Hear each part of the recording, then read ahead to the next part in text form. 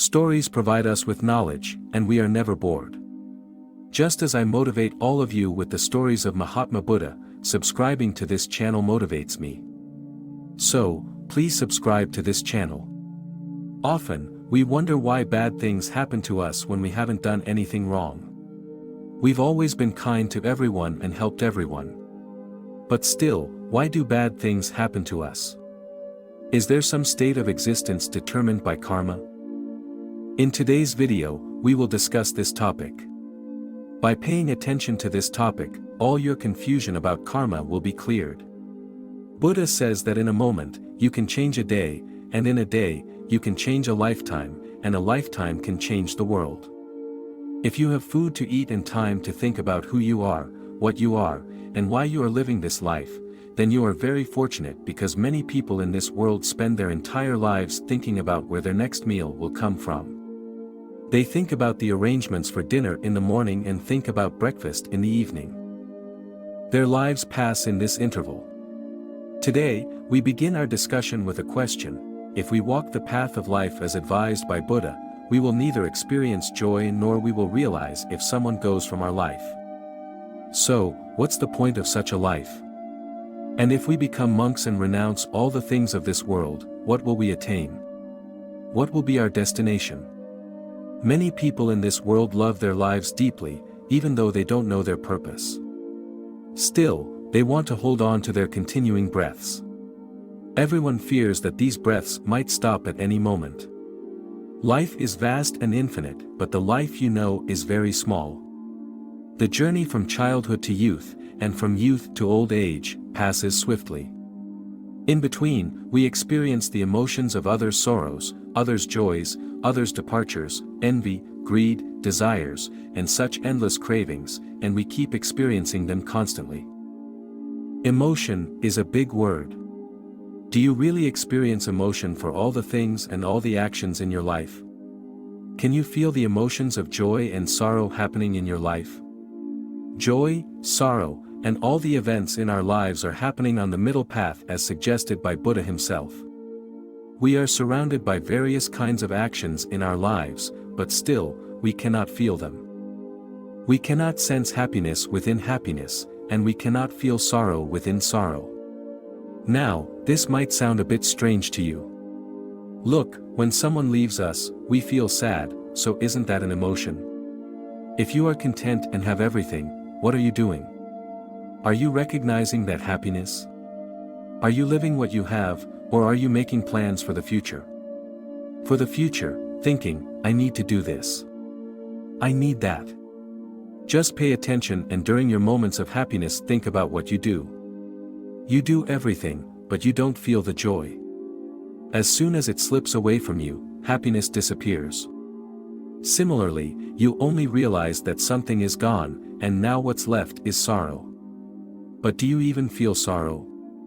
No, just as you didn't feel the presence of happiness, you don't feel sorrow either. We only feel sad about the loss and try to bring back the happiness that has gone away. Emotion teaches you by imparting knowledge, while sorrow inflicts pain upon you. Whenever something new, a new action, a new life, or a new place enters our lives, there is a sense of newness, that something has arrived in our lives. But what is the purpose of this sense? It comes and goes. A newlywed couple understands this sense. A husband feels the presence of his wife, so he knows her well. He observes her actions closely. The wife feels the presence of her husband in her life. She understands him well, so she senses his actions. However, this sense gradually fades away. After a few days, the husband and wife no longer sense each other's presence. They both want to hold on to each other tightly, fearing that the other might slip away. They might not express this to each other, but it resides deep in their hearts. Don't you think you're right? Buddha's middle path is a very special path that connects us from sense to realization. For example, a man feels envy, and whoever he envies starts disliking him so that they can become better than that person. Then that person doesn't necessarily become better, but they do cause harm to the other person and then tell them, "Friend, something terrible happened to you because of me. I'm really sorry about it. This person feels very happy inside, even though there is no actual benefit to them. However, he still finds happiness in this action, but he loses himself internally. This is a common way of living. If you find happiness in living like this, you can. Many people do the same, and no one will stop you. But sometimes, you become like Buddha, someone who is awakened and realizes how foolishly you're behaving. That's when you create a path to walk on, so you can understand life. You might have seen a drunkard who enjoys getting intoxicated. He remains very happy, but if you try to stop him from getting intoxicated, he starts resisting. He presents 1,000 arguments and even uses reasoning to justify his actions. He believes that intoxication is life itself. Those who are happy here are not found elsewhere. After hearing all this, you might not call him great. Yes, you might say, look how foolish he is. The poor guy isn't awake. He's unconscious right now. When he comes to his senses or sobers up, then we can talk to him in a different state. The difference between us and Buddha is that he is awake and can see everything clearly. We are shattered in the intoxication of life, and we can't see anything. Everything seems right to us, but wisdom doesn't say that we will talk to you once you're out of your intoxication because they know you'll never come out. That's why they keep trying to awaken you. A person who walks the middle path lives the experience. When such a person envies someone, they immediately feel the envy. And once they experience that envy, they also understand the thoughts behind it. As soon as thoughts arise, guidance naturally ends. In this way, they can experience both happiness and sorrow. They see everything differently. On the middle path, neither happiness nor sorrow exists, so what happens then? In human life, if something good is happening, we say we are experiencing happiness, and if something sad is happening, we call it great sorrow. And if these external events don't affect the person walking the middle path, what are they experiencing? Happiness or sorrow? We can't say sorrow. There's a third word called anand, bliss, but those who have explored this word anand are trying to convey something different because they don't equate anand with happiness. They are talking about something else entirely. Our thinking is so limited that we often mistake anand for happiness. Have you ever thought that if we were to become ascetics and renounce all worldly possessions, what would we gain? What would be our next destination? You wouldn't gain anything.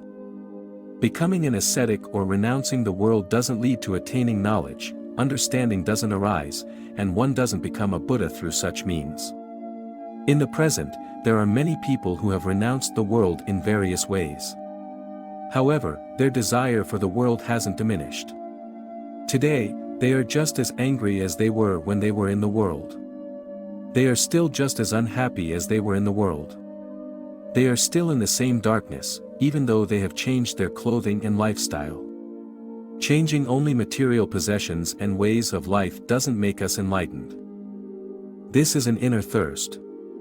When someone has a question in their mind, some seek answers externally, while others search within themselves. But what's essential? What's essential is to dig your own path, walk on that path, and fulfill that path. Buddha says, be your own lamp, move forward in its light. Those who seek answers outside often become exhausted in their search, but they don't find any answers. However, there are some others. They turn towards their own experiences and exhaustively seek answers within themselves. That's when they start to listen. In listening, there is a great answer. There, every question has an answer. For this, there's no need to leave one's family, become an ascetic, or take up monastic life. If you have a thirst within, you will find water. Now, if we were to obtain all this, what would be our next destination? This question is quite intricate because not every matter can be expressed and explained every time. It becomes a bit challenging because words and understanding have their limits. To understand this, one must comprehend the creation of the universe, the formation of time, the workings of nature, human actions, the account of one's deeds, their consequences, and the cycle generated from it. In all these matters, we cannot even live this small moment of our attention. What illuminates our lamp, and fuels it? For the lamp within us, what is the fuel? The fuel for the lamp inside us is meditation. When you meditate, that lamp keeps burning continuously, and its light spreads throughout our entire body and the entire universe. Let me tell you a hypothetical story. Two cats, a teacher cat, and a student cat had very different abilities to think and understand. They observed humans very carefully and tried to understand them. Due to their careful observation, they developed the ability to meditate. They felt something that was only possible for humans. One day, they attained knowledge of liberation.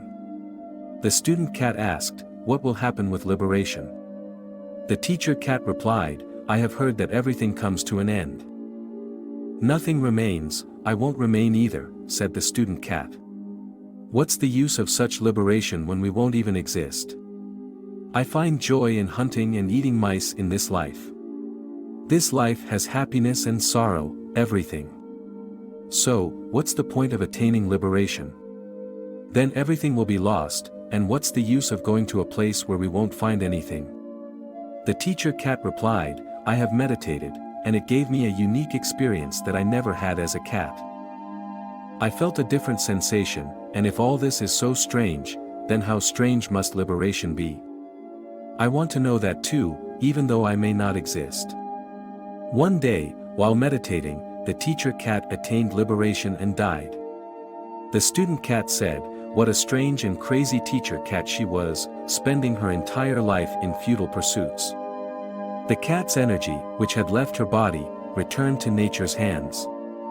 Nature examined her energy and wondered how such a human-like sensation had arisen in it. Now she cannot be turned into a cat again.